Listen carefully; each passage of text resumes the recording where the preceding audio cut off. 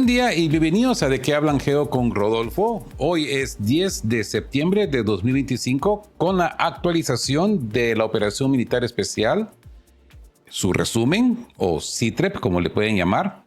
Y vamos a hablar de que las Fuerzas Armadas rusas están llevando a cabo uno de los ataques más masivos de los últimos meses, intensificando drásticamente la situación en varias direcciones estratégicas simultáneamente. Un potente ataque con misiles contra objetivos en la retaguardia ucraniana, informes alarmantes de violaciones de la frontera aérea de Polonia y una ofensiva decisiva que se prepara en dirección a Kupiansk son eslabones de la misma cadena. El cerco se estrecha y Occidente, al parecer, no está preparado para un desarrollo tan rápido de los acontecimientos. Todo esto se encuentra en este pequeño resumen de noticias de la Operación Militar Especial. Así que Rusia llevó a cabo un ataque combinado masivo contra el territorio ucraniano. El golpe principal cayó sobre Ucrania Occidental y la región de Kiev, las regiones de Lvov, Zitomir, Volhynia, Vinnytsia e Ivano-Frankovsk fueron atacadas. Se utilizaron misiles de bombardeos estratégicos Tu-95MS. Según cierta información, los ataques nocturnos se centraron en los misiles. Los objetivos principales fueron infraestructuras fijas de doble uso e instalaciones puramente militares que no se habían tocado previamente o que Ucrania ya había restaurado. Mientras tanto, como informan los canales de monitoreo, hoy se produjo el ataque con misiles más masivo de los últimos 4 meses. Y bueno, creo que pronto vamos a conocer las consecuencias. Esto lo ha señalado también el periodista opositor ucraniano Anatoly Shary. Y aquí pues ustedes pueden ver este mapa que representa la trayectoria de los misiles y los drones. Y pues esto es de Monitor War. Ya pueden ver ustedes la escala. Y aquí al lado occidental pueden ver también la trayectoria, porque recuerden que este mapa es creado por Ucrania, la trayectoria de ciertos drones que han cruzado la frontera hacia Polonia, ¿verdad? Al mismo tiempo, como afirma Varsovia, unos 14 vehículos aéreos no tripulados, vamos a hablar más adelante sobre esto, sobrevolaron territorio polaco. Nadie ha determinado aún su clase, quizás eran geranios, gerbegas, avispones, qué sé yo, o algo más. El aeropuerto de Rzeszów y otras instalaciones militares en territorio polaco fueron presuntamente atacadas. Lo importante aquí es algo más, la reacción de los bandos polaco y ucraniano. Los ucranianos en las redes sociales prácticamente exigen que Polonia entre en la guerra con Rusia. Esto lo ha señalado el bloguero militar Yuri Polodiaka. Pero los polacos no se dejan engañar y solo anunciaron el llamado a filas de algunos reservistas, al parecer para ejercicios no programados, como resultado de lo sucedido anoche. Y todo esto ocurre en el contexto del ataque con misiles israelíes de ayer contra Qatar, por el cual el Tel Aviv oficial no recibió ningún reproche especial ni de Polonia ni de nadie. Al mismo tiempo, el corresponsal de guerra Alexei Shivov cree que todo esto es demasiado bueno para ser verdad. Cree que Kiev simplemente lanzó una docena de drones con forma de geranio contra sus vecinos, puesto esto ya lo han hecho anteriormente. Y también existe otra versión. El canal de televisión estatal Two Majors sugiere que este incidente parece una operación encubierta para la defensa aérea y la fuerza aérea polacas contra los geranios rusos sobre Ucrania Occidental. No hay pruebas de que los geranios hayan entrado a Polonia. Ya es bien claro que los ucranianos no pueden con estos masivos ataques de hasta 800 y en un futuro dado 1000 drones al día. Entonces quieren involucrar a Rumania y a Polonia en cierto modo para que por lo menos protejan el occidente del país de los ataques de geranios. Kiev lleva tiempo expresando la idea de utilizar la defensa aérea de la OTAN desde el territorio de los países limítrofes con Ucrania. Y si la Fuerza Aérea Ucraniana utiliza los aeródromos de Rumania y Moldavia, Europa marca el rumbo de la escalada. La intervención de Mark Rutte en una entrevista, creo que la dio ayer, donde él decía de que los rusos van a venir con sus historias de la historia y que no se van a hacer para atrás. Ahora bien, la gran pregunta es, ¿por qué negarnos a aprender de la historia? Y por cierto, ¿cuál es el papel de la historia? Algunas personas dirían que la historia nos ayuda a entender el mundo en el que vivimos, nos muestra de dónde venimos y nos proporciona un contexto para todo esto. Y yo estoy completamente de acuerdo. Pero hay otro papel importante que juega la historia y es el de actuar como maestro para mostrarnos nuestros errores pasados y proporcionarnos una lección, con esperanza de que no repitamos los mismos errores una y otra vez. Y por cierto, la única razón por la que podemos tener estas lecciones gratis es porque otros en el pasado han pagado muy caro por ello. Por ahí alguien me decía ayer, es inteligente aprender de los errores de los demás, porque hay que poner atención que el tonto solamente aprende de sus propios errores. Te lo digo. A veces han pagado con sangre solo para que nosotros con suerte aprendamos de sus errores. Pero no lo hacemos. Con cada día que pasa, demostramos que somos inmunes al aprendizaje y esto es casi exasperante. ¿A dónde voy con todo esto? Bueno, algo sucedió, como hemos dicho, en Polonia anoche. Llamémoslo una provocación. Y esto demuestra que no se ha aprendido nada. Y este va a ser nuestro primer paso a esta conversación que vamos a desarrollar. Luego también vamos a hablar de los europeos. Vamos a hablar también del hombre de la camisa verde y de los Estados Unidos. Todos los sospechosos habituales envueltos en este bonito lazo. Así que para esto voy a tomar como referencia un artículo de Ukrainska Pravda. Allá ustedes si quieren creer en la fiabilidad de este noticiero, pero veamos qué es lo que dice Ukrainska Pravda sobre este ataque en Polonia. Y dice que las fuerzas de defensa territorial polacas instan a estar listas para el llamado a filas en poco tiempo. Las fuerzas de defensa territorial polacas han recibido la orden de estar listas para un posible llamado a filas con un aviso más corto del procedimiento estándar en medio de la operación en curso para destruir lo que se presume los drones rusos que han entrado en el espacio aéreo polaco. En otras palabras, el ejército polaco está en alerta debido a que algo sucedió anoche. Ahora, ¿qué pasó anoche? Bueno, lo que hemos aprendido de ese pequeño párrafo es que drones rusos, supuestamente drones rusos, solo para usar su redacción exacta de Ukrainska Pravda, han entrado en el espacio aéreo polaco y según los propios polacos han derribado esos drones. Pero la pregunta principal es, ¿eran esos drones rusos? ¿Eran realmente rusos? Bueno, en este artículo no está claro y no lo dejan claro. Así que tal vez podamos arrojar algo de luz leyendo lo siguiente. Polonia confirma ataque ruso. Las autoridades instan a la gente a quedarse en casa. Y esto viene del viceministro de Defensa polaco, Cezary Tomczyk.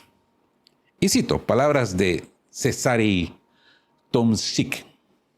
Tengan en cuenta que durante los ataques de hoy, parte de la Federación Rusa que está atacando objetivos ubicados en territorio ucraniano, nuestro espacio aéreo ha sido violado repetidamente por vehículos aéreos no tripulados.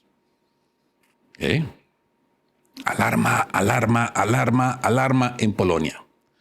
Así que, según el viceministro de Defensa polaco, Rusia estaba atacando objetivos en territorio ucraniano.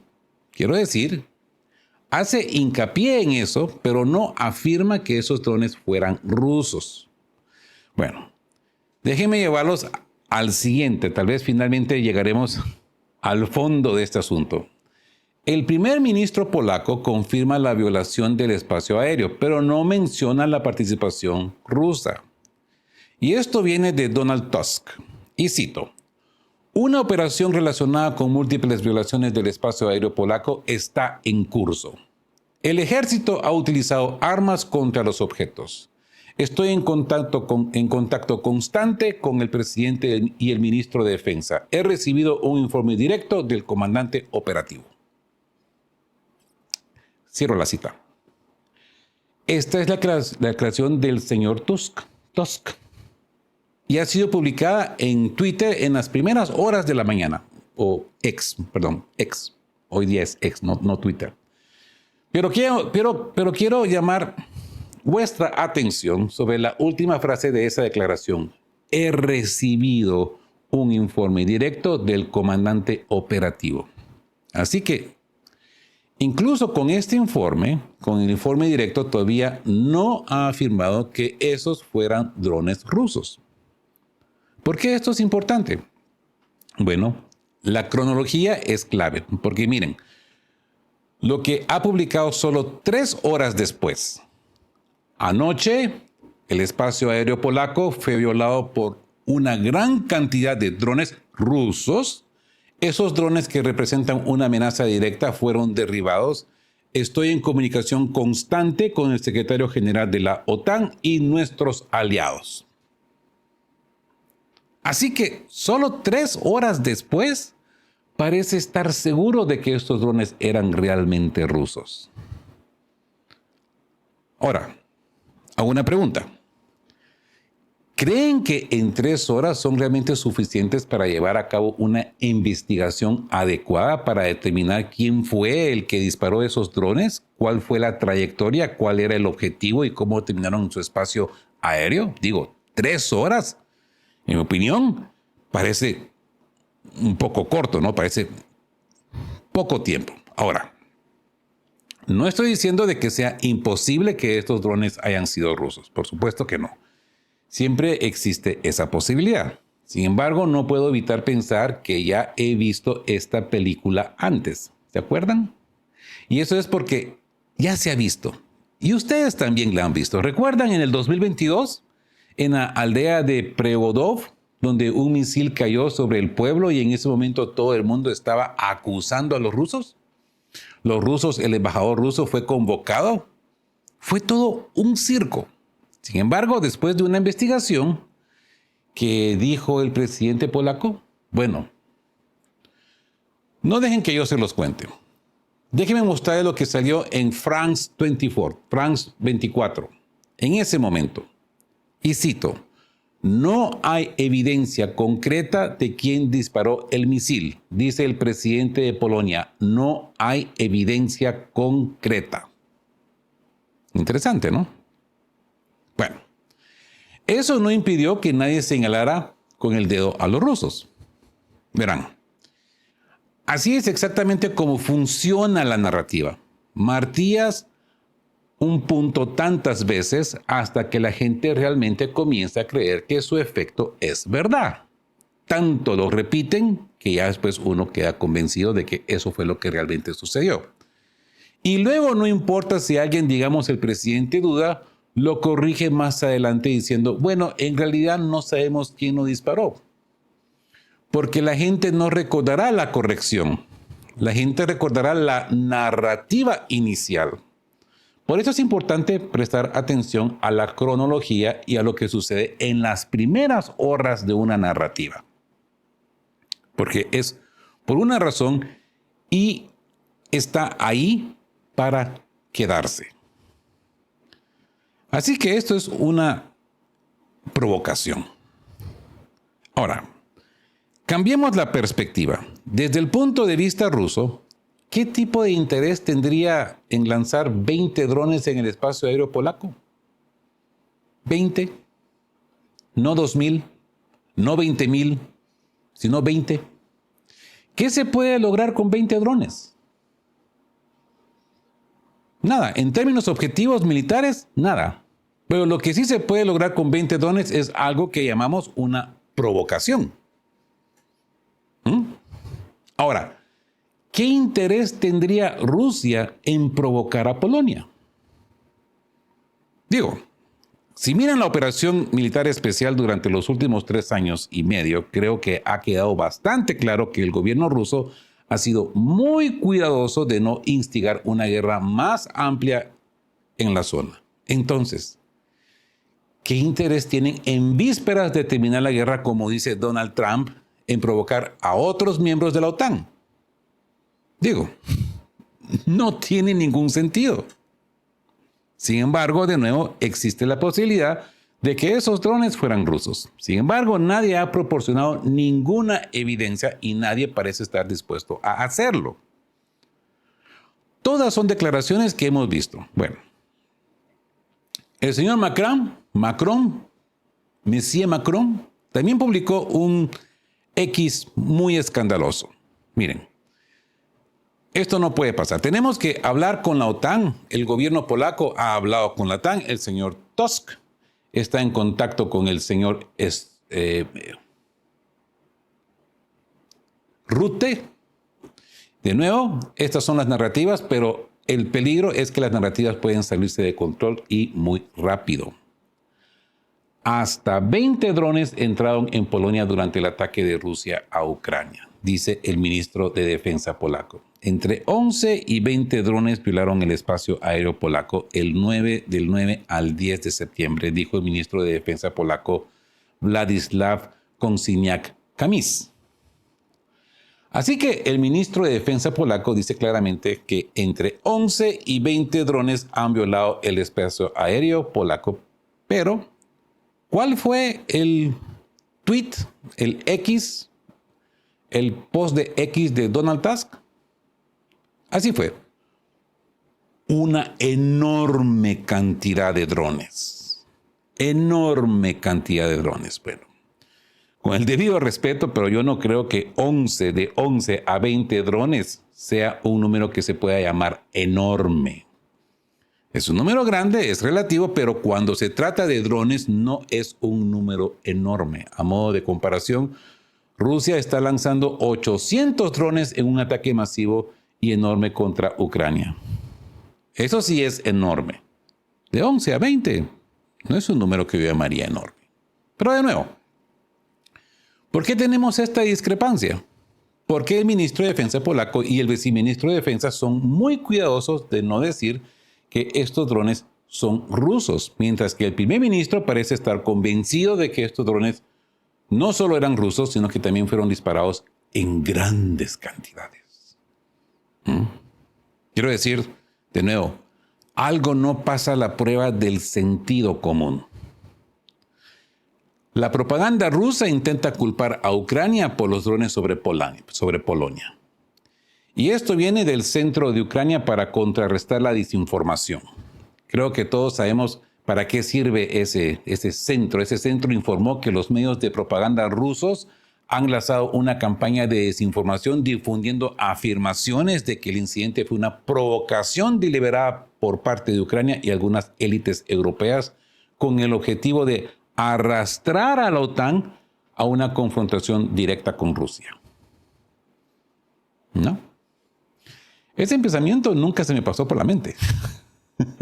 Quiero decir, ¿por qué dirían siquiera algo así? Eso es claramente desinformación rusa, ¿verdad? Claro, en su esencia. Permítame mostrarle esto del Hungarian Conservative. El presidente polaco Duda expone cómo Ucrania intenta arrastrar a sus aliados a la guerra. Este artículo de Hungarian Conservative se basa en una entrevista del señor presidente Duda que concedió a un periodista. Creo que fue la semana pasada o algo así. Es una lástima que la entrevista fuera en polaco, porque creo que si esta entrevista hubiera sido en inglés, habría circulado por todo el internet, pero como fue en polaco, bueno, ha pasado desapercibida. Verán, esto es lo que publica Ukrainska Pravda. No es gracioso que ya tengan la historia lista solo unas horas después de esta incursión en el espacio aéreo polaco. Qué conveniente. A veces, ¿no? Las cosas se encajan demasiado bien. ¿Sí? Es demasiado bueno para ser verdad. pero tal vez sea real. ¿Quién sabe? Creo que vamos a descubrirlo muy pronto. Mientras tanto, fuentes occidentales informan que el ejército ruso se prepara para cruzar el río Oskol en la región de Kupiansk.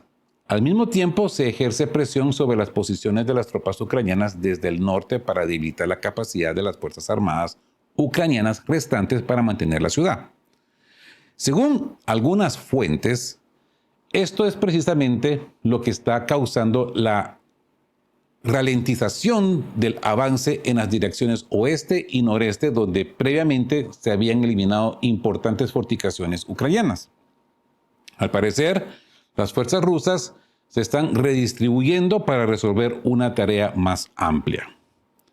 Y aquí ustedes lo pueden apreciar en esta presentación de este mapa. Tras las batallas por Bakhmut, se hizo evidente que el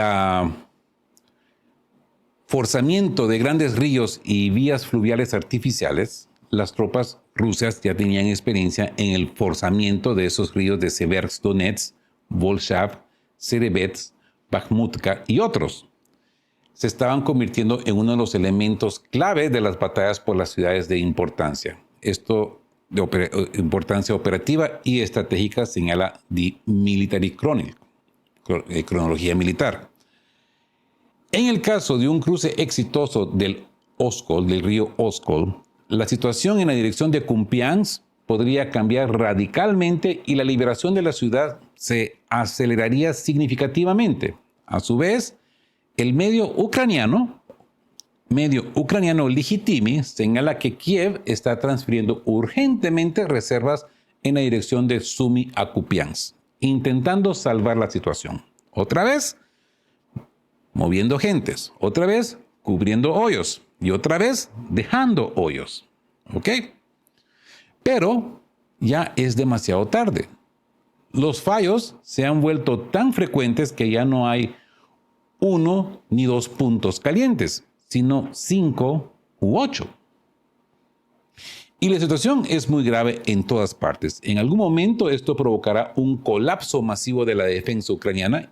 Se producirá como un efecto dominó. Y lo que siempre les digo, el anillo se está apretando. Anoche las tropas rusas lanzaron potentes ataques contra posiciones ucranianas clave en el Donbass. Los geranios alcanzaron objetivos en Druzhkovka, Kramatorsk y Slaviansk, con precisión milimétrica. La zona de defensa aérea, los depósitos de armas y los garajes con grupos móviles de recogida para manpas móviles fueron alcanzados. Este es un paso decisivo hacia la victoria en la batalla por la región de parte de Rusia. Parece que la aglomeración de Slaviansk-Kramatorsk ha sido objeto de un serio ataque. La batalla general por el Donbass apenas se vislumbra en el horizonte, pero sus contornos ya son claramente visibles. Al parecer, el mando de las Fuerzas Armadas rusas ha decidido no irrumpir de frente, sino ampliar tácticas de eficacia comprobada, eludir y destruir la logística de Ucrania y parece estar dando, resultados. Las tropas rusas avanzan hacia la región de Dnipropetrovsk para cortar las principales rutas de suministro, sorteando las principales fortificaciones a la saliente de Dnipropetrovsk. Fue una completa sorpresa para los ucranianos, donde no se lo esperaban. Las tropas rusas ahora avanzan con seguridad. Tras la captura de la aglomeración desde el oeste, las Fuerzas Armadas de Ucrania solo dispondrán de la ruta de suministro del norte a través de la región de Kharkov. Pero incluso ahí, los operadores de drones rusos no permiten que se relajen. La opinión pública ucraniana ya está dando la voz de alarma. Y cito, tras los ataques de vehículos civiles a la carretera de Izum-Slaviansk, parecía que la carretera que atraviesa Barbevon-Kovo hacia Slaviansk y Kramatorsk era relativamente segura. Pero ayer, un dron FPV impactó un coche en esta carretera a 40-50 kilómetros del frente. Parece que los drones están lanzando FPV en la retaguardia. Las rutas del sur hacia Drovepole y Alexandrivka ya están bajo el estricto control de los drones rusos, según el corresponsal militar Alexander Kots. Y cito, y ni siquiera hemos empezado. Necesitamos reforzar el frente oriental, tomar Seversk y Limán, avanzar hacia Konstantinovka, Truskovka desde Chasovyar. Pero hoy la liberación del principal puesto avanzado de Kiev en el Donbass ya no parece tan remota. Con cada golpe, con cada paso adelante, Rusia estrecha el cerco sobre los puntos claves de los ucranianos. Esta estrategia, bien pensada, está dando frutos.